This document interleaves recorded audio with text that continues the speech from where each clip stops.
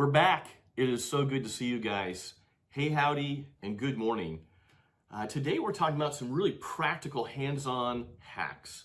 And they're nothing huge, but man, they will save you time and a lot of trips out to your truck. And you know what I'm talking about, right? You're looking for that one part because our trade is a trade of a million little pieces all over. And you don't want to do anything that's handyman-ish or you know what I'm saying, but you want the right part for the right job. And so today is just a couple of hacks that help you if you run into a problem that you can do sort of a workaround that meets the code requirements and that is solid. And then, yeah, and I want to hear your hacks because all of us, if you've done this for a while, you're looking for ways not to have to make another trip out to the truck or the supply house because you want to get this job done. And so I also have to say while I'm right here is click like and subscribe. And you know what? Right now, I'm looking at a number of 2,564 subscribers. I am amazed and so grateful. I just love the basically daily interaction on this channel. And I like watching some of your other channels. You guys have some great stuff. There's some great things going on. And I want to recognize a couple of things. You guys, the smelling video. That's right. I don't know why I showed you because you knew what I meant when I said the words out loud, but I still have to do it. Actually, there we go. You're like, who cares? But look at this. Halogen incandescent LED. Yeah, so if you cook one of these, the little power supply, it's going to be smelly and you don't have to test it. Okay. Anyways, man, you guys, the feedback I got, super cool. It's good to know there's other smellers out there doing the thing, keeping the world safe with their nose. And for the one person I saw who had a great appreciation for fantastic improvised tool usage, Michael Forte, thank you for acknowledging my whiteboard pointer that was made out of some conductors and a wire nut. Thank you. Every now and again, you think you're alone, and then you're out there like, no, we're good. We're all good. Let's get into it. Here you go. Look at this plate. Can you see that? Oh, looky there. That happens a bunch, right? This middle partition is broken out. It happens all the time. And the reason why is this. This is our first hack today, so bear with me. A lot of times, we can blame the drywallers because it's easy to do. If you look at this, the yoke from the side, and here's our mounting screw, a lot of times the cutout of the drywall is too large, and so the yoke, or the mouse ears, don't actually rest on the drywall. They're floating, right? And the box is set back, way back in the wall. So then when you put your plate on there, and it would match, okay? When you push back, the plug drops back into the hole, right? And that's a thing. So, a couple of fixes on that. You can yell at your drywaller, but they don't care. They make some commercial versions of basically things to support the plug. So you've got this, I think the brands are Caterpillar or something else Caterpillar because it looks like a caterpillar. But you know, most of the time, I get to the job, I've got 1,000 other things going on. I show up, there's a plug that's floating and I got to set finish. I know it's going to be a problem.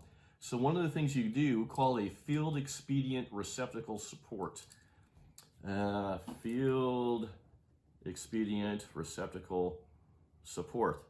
A FERS, F-E-R-S. We just made that up. You can use it. You have my permission. Here's what we do. Because a lot of times you're working back, like, oh my God, I don't want to have this thing. Because you know it's going to be a problem, right? You don't want to do work and leave it knowing it's going to cause a problem. Okay? And I've heard some excuses. Let's just get it fixed, okay? So we want to support this between basically the front of your electrical box and the back of the plug, and a lot of times there's going to be a gap, okay? And right now we're talking about just the support, not closing the box. So here's one of the field expedients, and I want to see what yours are. We need to edit this. Here we go. Take a piece of 14 or 12, just a piece of wire out of a Romex or whatever you want, but it needs to be solid. And you're just going to take it, you're just going to wrap it. Wrap it. Okay? So we've made a coil, I press it down, and then now, depending on how much distance I need to bridge,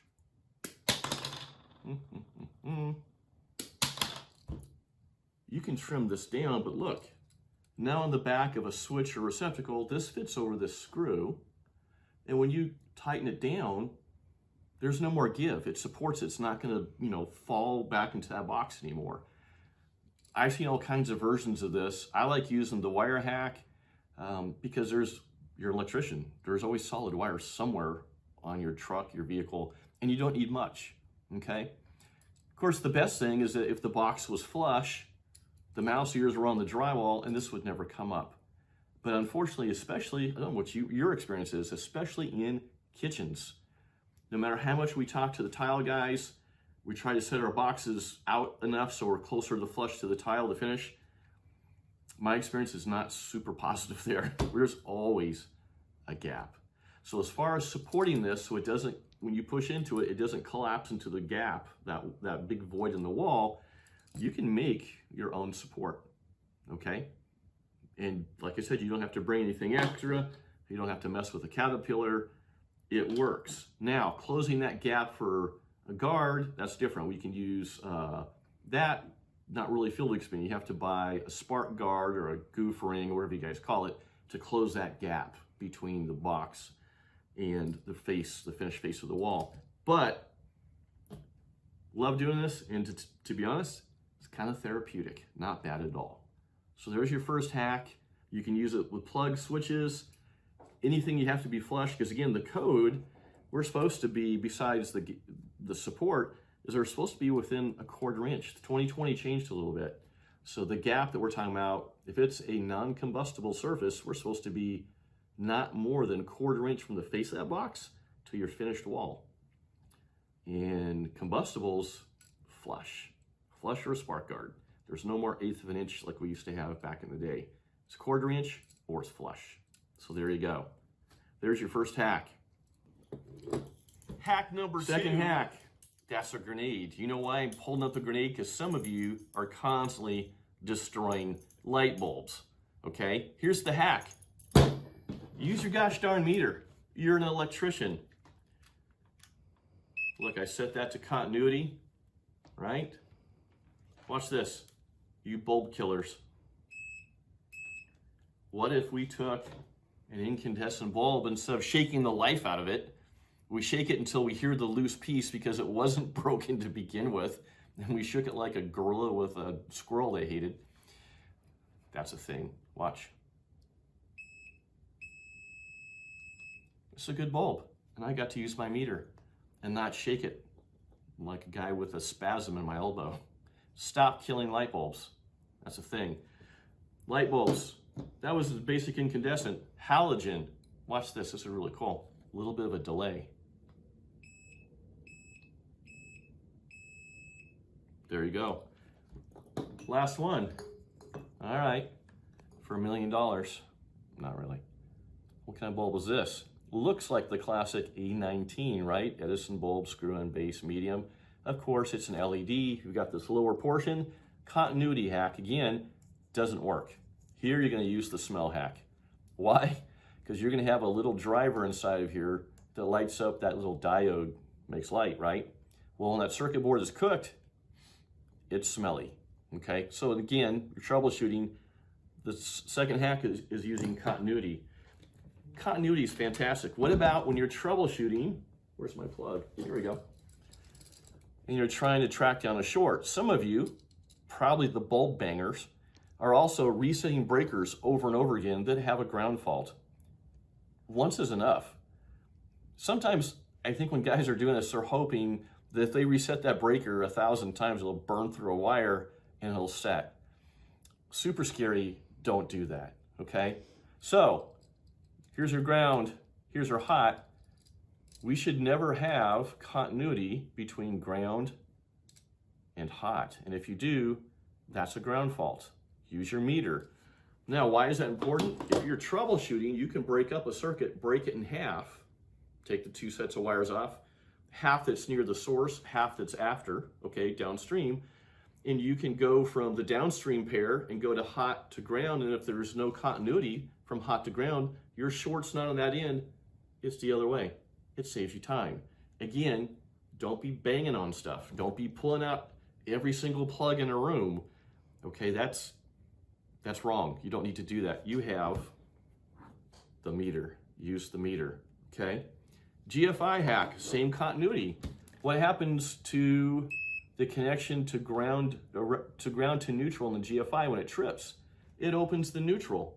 You don't have continuity. So this is a brilliant dark brown WR weather resistant plug. If this is outside and it's dead, I have no voltage, I can do continuity using my famous very handy meter from neutral to ground, and if I don't have continuity, is very likely a trip GFI upstream. Once again, I don't have to take all these plugs out or guess. It helps narrow it down. Continuity, you can do so much.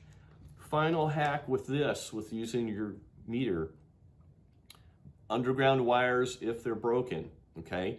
A lot of times, especially in residential, we have an underground wire, let's say for pool lights or pool equipment, and you've got a pipe that's underground, it's got water in it, or condensation, still water.